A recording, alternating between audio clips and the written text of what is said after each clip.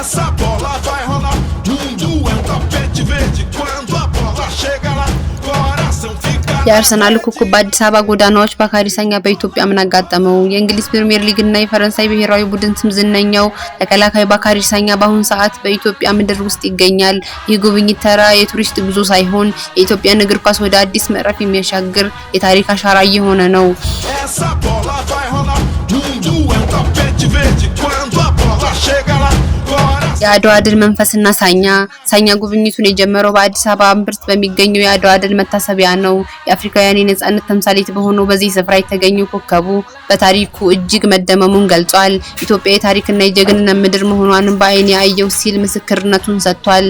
ከአርሰናል ሜዳ እስከ ኢትዮጵያ ወጣቶች ተጫዋቹ በቆይታው የኢትዮጵያን እግር ኳስ ፌዴሬሽን የጎበኘ ሲሆን ዋናው ትኩረቱ ግን የኢትዮጵያን ችግር ኳስ ላይ ነው።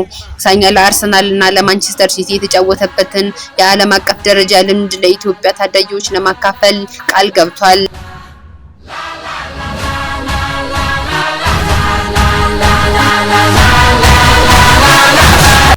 ኢትዮጵያ ውስጥ ድብቅ ተሰጥኦ ያላቸው ልጆች አሉ፣ እነሱ ወደ ዓለም መድረክ ማምጣት አለብን የሚለው ንግግሩ በስፖርቱ ማህበረሰብ ዘንድ ትልቅ ተስፋን ጭሯል።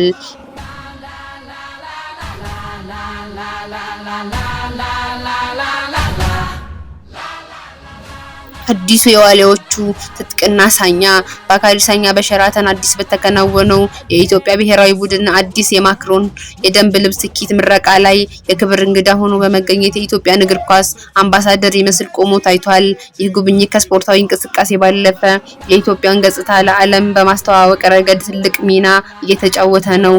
የቀድሞ የአርሰናል ኮከብ በኢትዮጵያ ፍቅር መውደቁንና ወደፊትም በስፋት ለመስራት መነሳቱን ገልጾ ጉብኝቱን ቀጥሏል።